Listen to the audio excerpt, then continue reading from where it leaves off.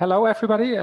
First of all, I would like to really say that it's a pleasure to be here, and I believe the topic of the conference this year is extremely interesting. So thanks to the organizers for having me.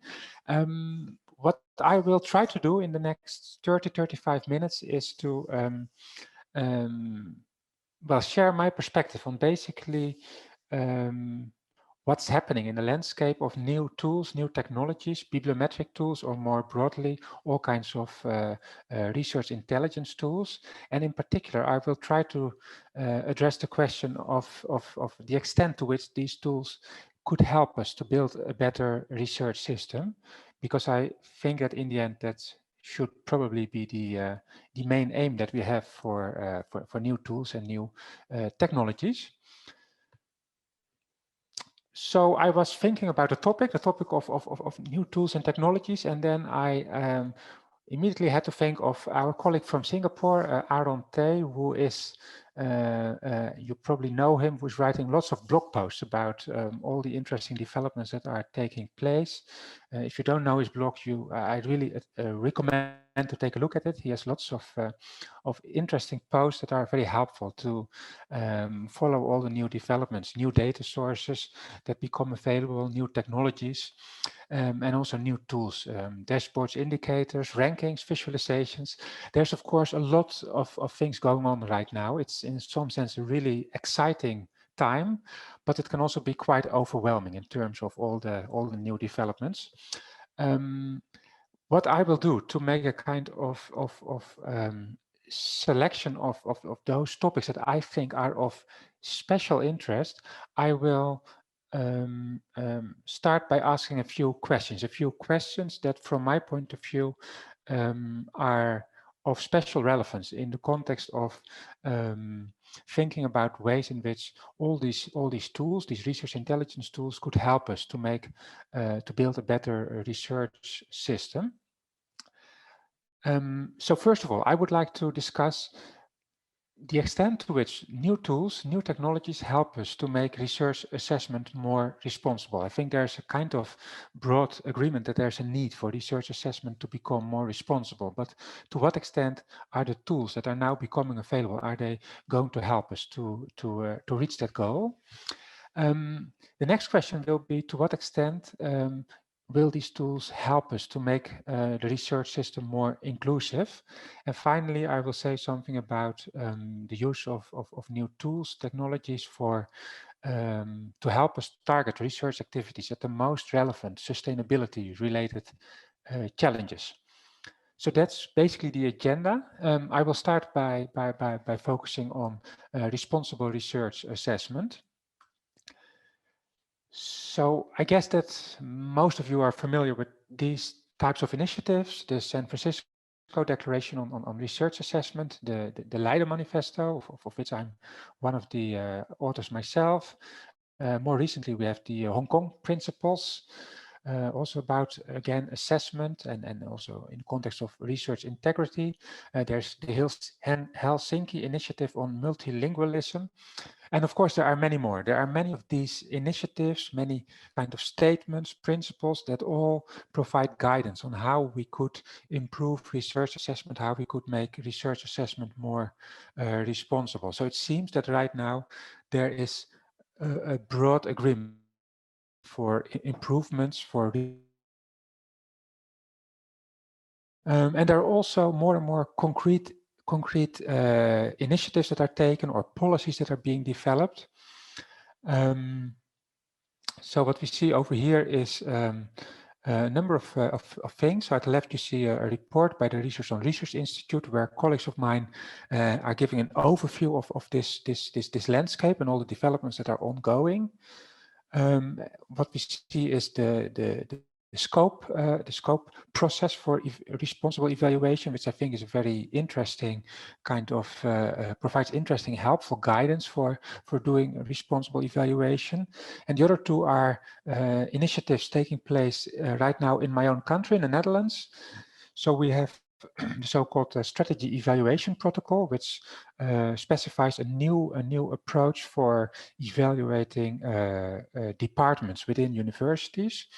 And we also have something that is called Room for Everyone's Talent, which is a completely new perspective on how individual academics should be given recognition and reward.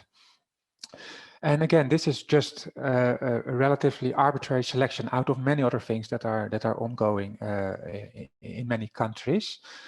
The questions, of course, that this raises is what is the role of tools, bibliometric tools, other types of tools, data sources, research intelligence. How does all of that fit into these developments? So some people seem to reject the use of all kinds of data-driven or quantitative types of evidence.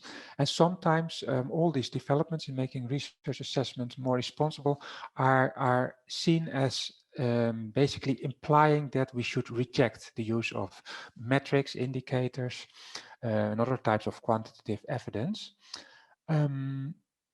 I think that actually the conclusion should be a different one, a more nuanced one.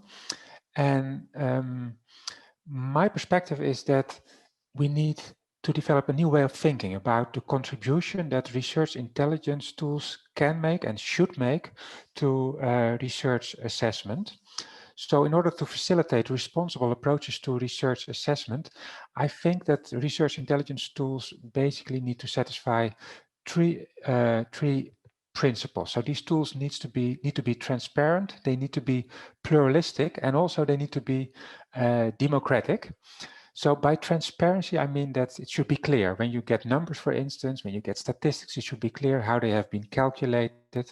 And ideally, you should also have access to the underlying data. So pluralism is about providing multiple perspectives. It's about not just giving one specific perspective, one specific indicator, for instance, but offering a number of different viewpoints that complement each other and that provide a richer understanding of for instance, a specific research unit that needs to be assessed. Democratic tools go one step further. They are not just transparent and they are not just pluralistic, but they also recognize that all stakeholders in the research system, everyone involved in, for instance, a research assessment, need to be in a kind of equal playing field where they all have the same access to data, where they have the same possibility to use that data to provide, to produce statistics, to produce evidence, so that there's an equal playing field where we can have a fair, well-informed debate about what the data tells us and what the data could mean and how it can be interpreted. So we should not just have one or two actors in the whole system that basically decide for all of us which indicators we are using with, how certain calculations are done. This should be something that we can all contribute to. And that's what I mean by having democratic research intelligence tools. And I think, and that's the really exciting thing, I think we are moving in this direction. We are moving in the direction of having more transparent, pluralistic, and democratic tools. So this is one example. This is what is done by Dimensions. As you may know, it's a data source or a platform produced by a company, Digital Science. And one thing they do, which I think is interesting, is they are making innovative use of cloud technologies, which partly enables us to move in the direction of transparency, pluralism, and also democratic tools, because these cloud technologies enable basically any user of Dimensions data to create his or her own dashboards, reports, indicators, statistics. And that's exactly what we need to get pluralism and to get a kind of equal playing field where we are all in the same position to discuss, examine, and debate what the data tells us. So this, I think, is a step in the right direction. There are similar things, as you may have seen, ongoing with a different platform. It's called lens.org, based on Microsoft academic data, where they are also developing new ideas, new perspectives on how their data and how their platform can support institutions, for instance, in assessment contexts. And again, it is about having flexibility in terms of reporting and dashboards and profiles and things like that.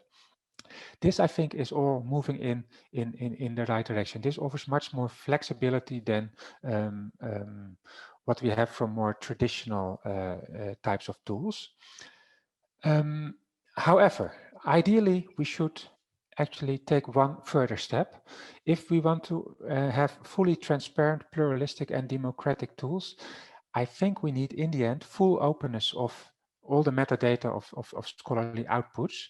So what you see on this slide is all kinds of organizations and initiatives that are contributing to this important goal of having the metadata of scholarly outputs in a fully open way.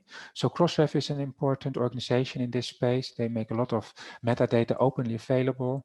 There's open citations. There are also initiatives like the Initiative for Open Citations that has been really successful in promoting openness of citation data. Recently, as you may have heard, also the Elsevier citation data.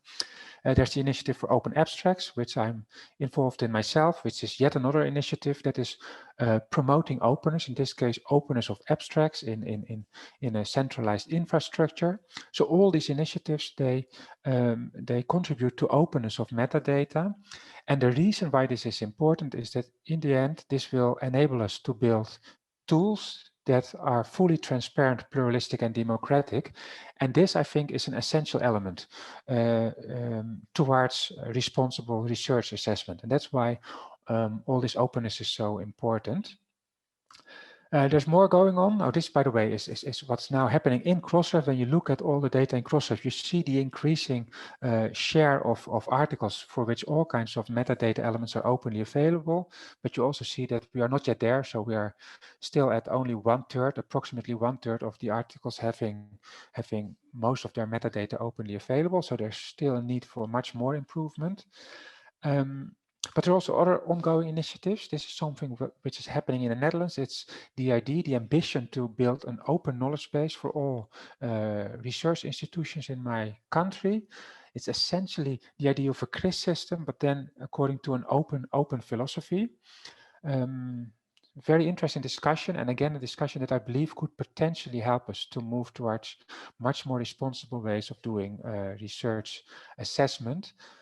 Perhaps you have also seen this very recent report, Making Fairer Assessments Possible, which has a kind of similar philosophy. So I think this is an important report. It's yet another way of thinking about kind of redesigning the way in which data and tools and research intelligence are used to support fair research assessment. So this is all exciting, and this is also very timely because there's a clear need to make research assessment more responsible. So this is one of the challenges that I wanted to discuss, and it's a challenge where I think we are making good progress, and we are benefiting from the possibilities offered by new tools and new technologies. I'm now going to move on to the next challenge, making the research system more inclusive. And here I feel that we are really facing some very difficult questions where it's not easy to come up with the right answers. So there's broad agreement that there's a need to make science more inclusive, more diverse. So we see all these reports, the League of European Research Universities. In the middle, you see scholarly publishers that have also recognized the importance of inclusion and diversity. We have research funders like Wellcome Trust. So all these organizations recognize that this is really important. We also see tools. We see, for instance, bibliometric tools. We see bibliometric tools that are able to provide large-scale data, large-scale statistics on gender balance or gender inequalities in science. So you see two research articles from 2013, which were basically the first articles providing these large-scale perspectives based on bibliometric analysis. There are also reports by Elsevier, like the one at the right, where they also offer similar large-scale perspectives. So this is a development that took place during the past decade, basically. So these types of statistics, bibliometric statistics on gender balance in science have become quite widely available. These statistics are based on inferring the gender of an author based on the author's first name. It's essentially a statistical way to guess what is likely to be the gender of an author based on the first name and in many cases also the country in which the author is located. So we see here that bibliometrics has helped us to develop much deeper insights into gender balance, gender inequalities in the research system, or at least in scientific publishing. Um, in the Leiden ranking, which is produced by my center, we have also incorporated these types of statistics, indicators on gender diversity. We did that in 2019. This got a very positive reception, so there was a lot of positive responses. These are indicators that contribute to social justice. This is important to address gender bias in science. These types of comments were made on these new statistics in the Leiden ranking. It was covered in Nature News, and they also were really positive about providing this type of statistics. We even have tools like this nowadays. So this is a tool where you can take, when you are writing as a researcher an article, you can take the reference list, you can copy paste it in this web tool, and you click the submit button, and then the tool will tell you within your reference list how many men and how many women you are citing among all the authors cited in your reference list. And we even have journals. So this is the Journal of Cognitive Neuroscience that use this tool to report within each article the gender balance of the reference list. So this is a section in a randomly chosen article in a recent issue of the journal, and each article ends with such a section on diversity and citation practices. And in that section, the authors are requested to report how many articles they cite in their reference list that are authored exclusively by male researchers or exclusively by female researchers or by mixed teams. And that information is obtained from this tool that you see at the left. So what I've now shown you is all kinds of ways in which we have, over the past years, we have developed new tools, bibliometric tools, that provide quite in-depth statistics, information on gender balance in science. And given the importance of making the research system more inclusive, many people see this as progress, important progress in the right direction. But importantly, there are also people that actually question these developments and that feel that it's not at all clear whether this is moving in the right direction. So what we have over here is an article by a number of researchers from Germany. These researchers themselves, they have published a number of studies where they rely on algorithms that do gender inference and that then can be used to do large-scale bibliometric analysis of gender inequalities in science. At the same time, these authors are rather critical about this approach and also about their own work. So they say there is a fundamental problem. The problem lies in inferring the gender of a person based on a binary, immutable, and physiologically determined definition of gender, which of course denies the view that gender identity is subjective. So it's essentially an old-fashioned perspective on gender that is the kind of the starting point that is taken by these algorithmic approaches. So the authors argue that we should get rid of bibliometric analysis that rely on names or photos to infer the gender of researchers. And in the end, the only way to properly get data on gender is to allow authors to self-identify, to define their gender autonomously. So this basically means, if you follow this reasoning, that all the studies that are currently being done, all the bibliometric studies, all the analysis, all the statistics are problematic or perhaps even flawed, because they all rely on names, and in the end it also goes back partly to photos. So this is, for instance, one of the studies from 2013, and when you look in the supplementary material, you see that the authors made use of photos to infer the gender of individuals.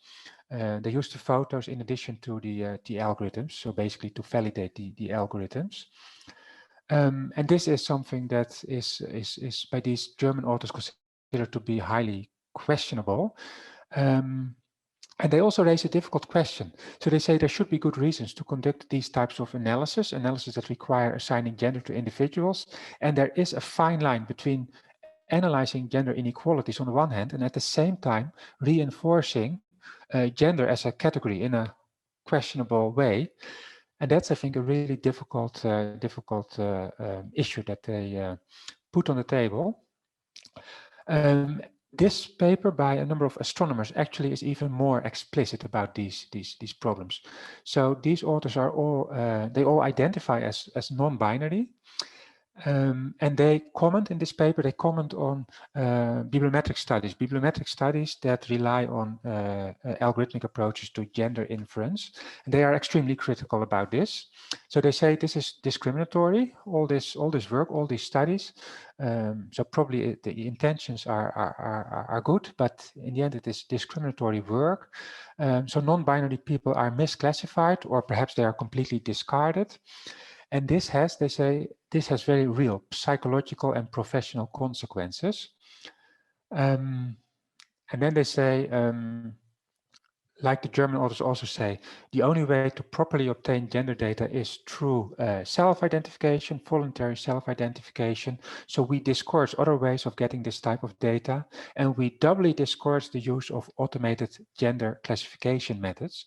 So all the methods that are being used in the LIDE ranking, in lots of bibliometric studies, in these tools that journals use to report gender balance in reference lists, all these tools are strongly being rejected by these researchers. So this really raises very difficult questions about what is kind of appropriate and ethically sound ways of doing bibliometric analysis in this area. And in some sense, I also have the feeling that history is repeating itself. So when we look at research assessment, what is happening is that in many cases, research assessment of research quality, for instance, is narrowed down to something like scientific impact, as it is often called. And scientific impact in turn is operationalized in an even more narrow way based on data that is easily available, citations in proprietary databases. When we look now at inclusivity, there is a kind of similar development, it seems. So there is a tendency to narrow this down to gender diversity, where data is relatively easily available. But even then, when we look at gender diversity, what is actually happening is that we work with algorithms that infer male and female genders in a way that is actually quite questionable, as shown on the previous slides. So we are essentially going through a process that we have also been going through with the citations. We know, of course, that citations are given for many different reasons, but nevertheless, we feel that in some cases it probably makes sense to count them and to produce statistics based on citations. When it is about gender inference, it seems we face kind of similar questions. We know that actually these statistics don't capture the nuance that ideally you would like to capture. And the big question is, are we willing, are we prepared to make a kind of compromises and to accept the fact that we cannot capture these nuances, and are we willing to accept a simplistic and in some sense old-fashioned male-female dichotomy? So what we see is that for the citations, we are now in all these responsible research assessment initiatives, we are rethinking research assessment in a broad sense, but also in particular, we are rethinking the way bibliometric data and citation data is used.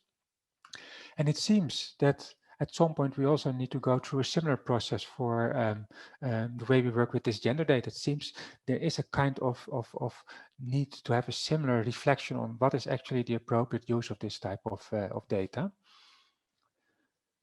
Okay, that brings me to the final challenge, the third one, sustainability, which I also think is a difficult one. So this is the UN Sustainable Development Goals. You probably know them. We have 17 of these Sustainable Development Goals. They are supported by many organizations, governments. And of course, the question also is, to what extent or in what way could science best contribute to the Sustainable Development Goals? So we have lots of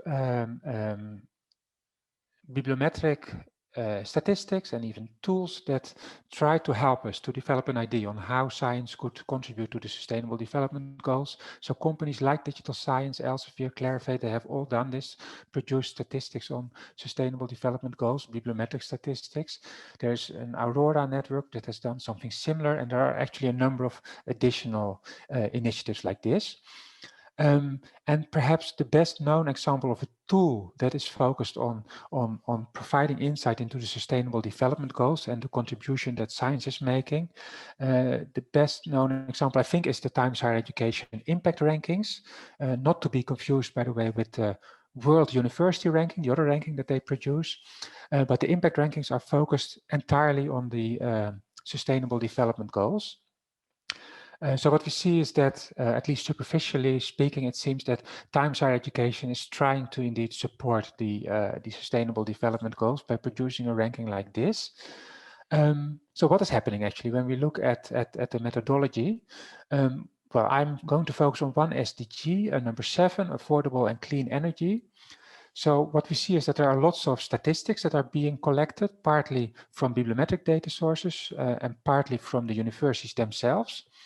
And all these statistics are being aggregated. They are being combined in one single number. That's, in my view, the big mistake that most university rankings make. They combine statistics on different things that you cannot really combine in a meaningful way.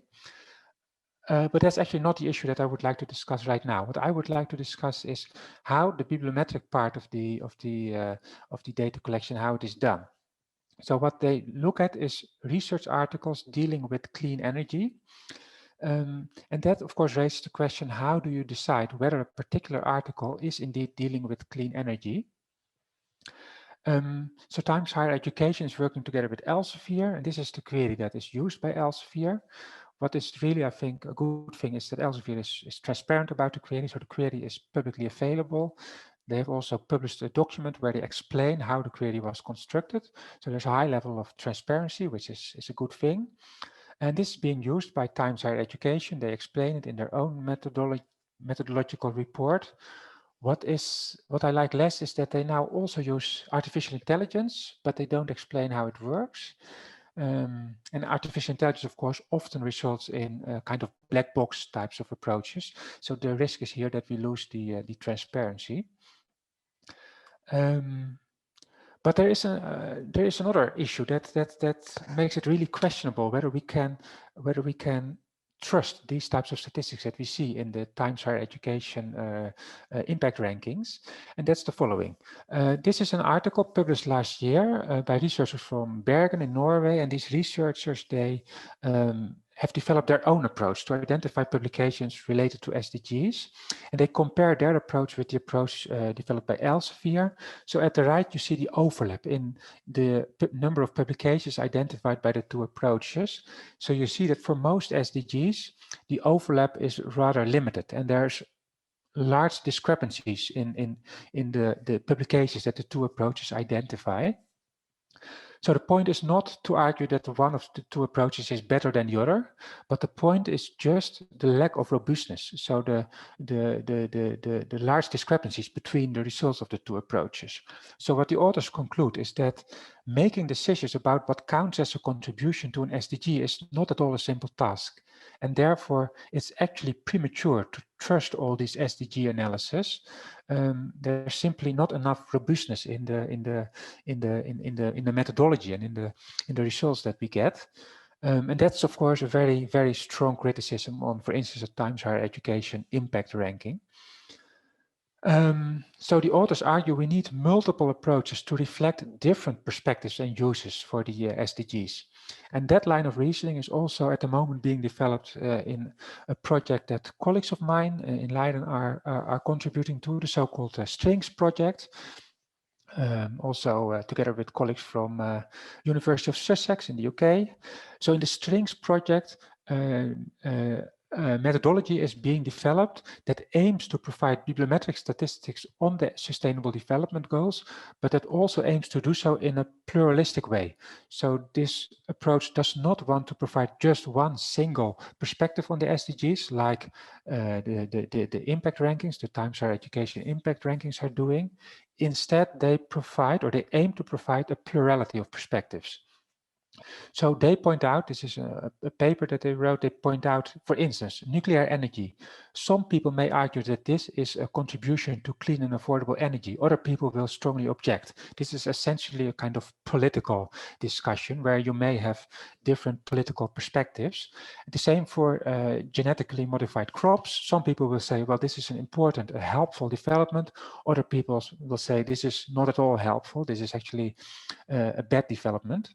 Again, it's a political and normative issue, and not an issue that bibliometricians should settle in the queries they develop to identify publications. And that's why we need pluralism, why we need multiple perspectives. So there is no single objective truth, and the contribution of bibliometrics should be to provide a pluralistic landscape.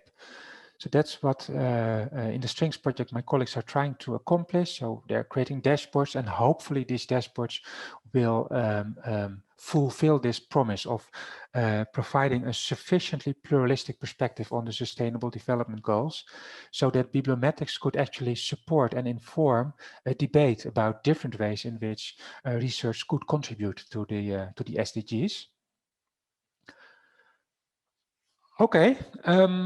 So let me try to draw a few kind of overarching conclusions. So we have seen these three challenges: responsible research assessment, inclusivity in science, and also aligning science with sustainable development goals. And I think there are a few kind of general lessons that emerge from this, especially when you think about the way in which tools, research intelligence tools, bibliometrics, the way in which these types of tools can be used to support the way in which we address these challenges. So I think that in general, we are going through a number of different phases, 3 different phases in the adoption of new research intelligence tools.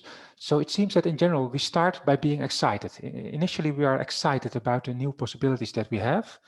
And then it usually takes some time before we start to reflect, and we start to see also the downsides of new tools, of new algorithms, new data sources.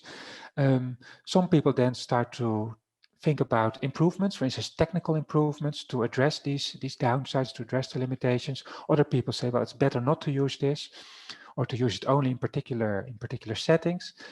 And then at some point, there's a kind of rebalancing where we seem to reach an equilibrium where most people agree on what is more or less the appropriate way of making use of certain tools, and also what is inappropriate. So when we look at research assessment, I think that when we look at bibliometrics, citation analysis, well, we were excited at some point. Nowadays, mainly we are in the reflection phase. So we are debating to what extent the use of bibliometric citation analysis is actually helpful, but also the extent to which it might be harmful. And we are trying to think, for instance, about different ways of improving the use of citation analysis. And gradually now, and that's what we saw in the beginning of my presentation, we're moving towards rebalancing. I think that's what is happening in all these responsible research assessment initiatives, where we seem to be moving towards a kind of shared perspective on what the appropriate role of bibliometrics and research intelligence more generally is within research assessment. When we look at inclusivity, we are not yet there. We still seem to be very much in the excitement phase, and we are moving towards reflection. And some of these critical voices are, of course, clearly forcing us to reflect on what we are doing and to question whether some of the algorithmic approaches we are taking are actually the right ones to take. And for sustainability, I would argue that we are still very much in the excitement phase, and we need to move towards reflection, and projects like Strings are a kind of starting point for this. So I think that our research system is facing major challenges. At the same time, we have lots of new research intelligence tools and technologies that we can use to address these challenges. This is exciting, all these new tools and technologies.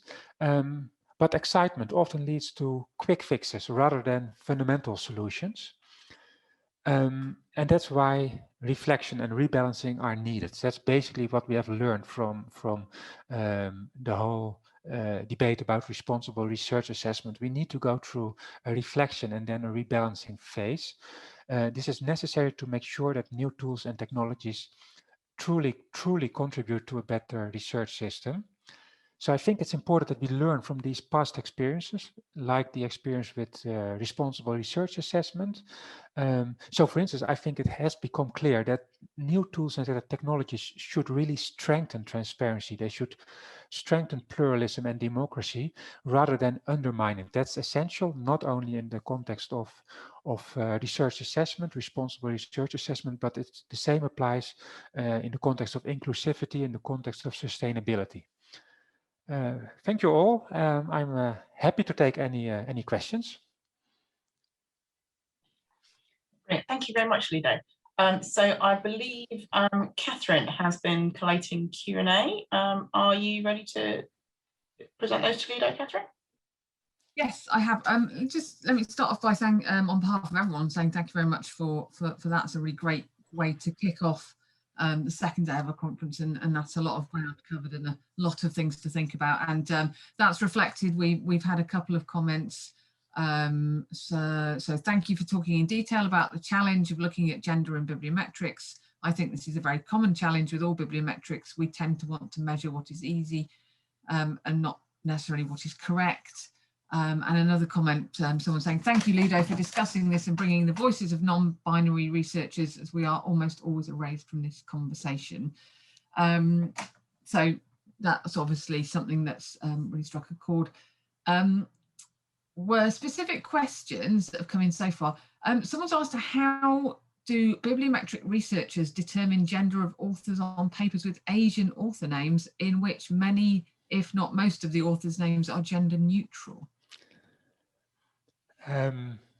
Yes, yeah, that's a challenge, and there's actually another kind of also ethically difficult issue, because what is typically done is that certain countries are excluded from these types of analysis because it's too difficult to do the gender inference.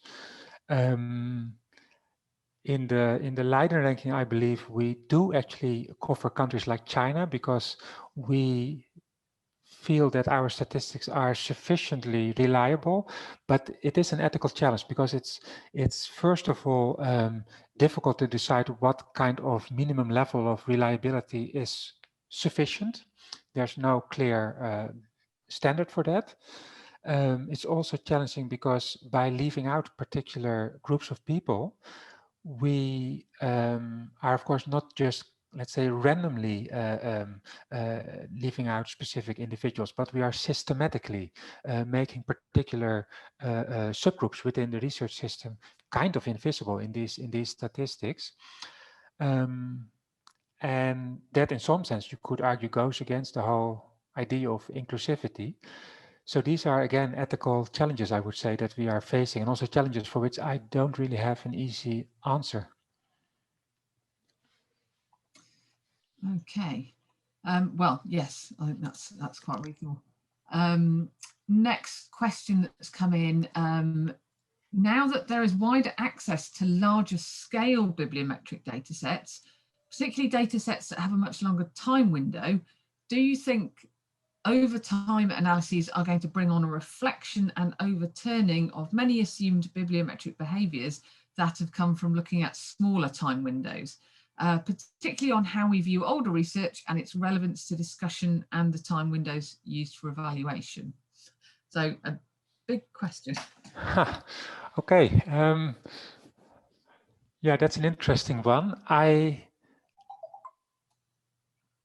I'm not entirely sure how I should respond to this question. What we of course often see is that in evaluative settings, we tend to focus on recent years, on recent time periods, which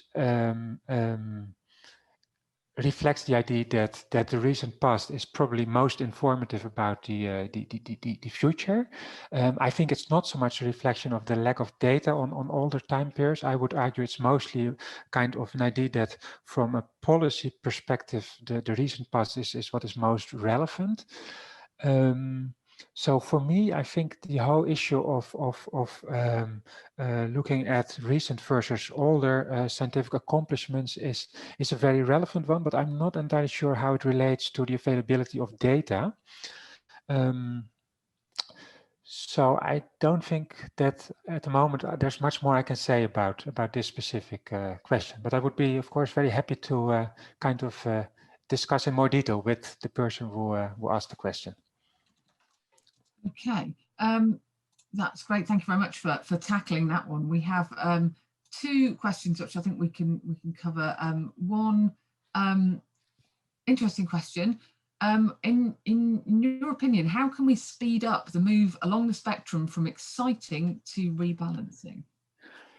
Yeah, I think that is indeed what we should try to accomplish, because it seems inevitable that you first go through the excitement phase. That's just how it works. So you should go through that phase, but you should not stay in that phase for too much time.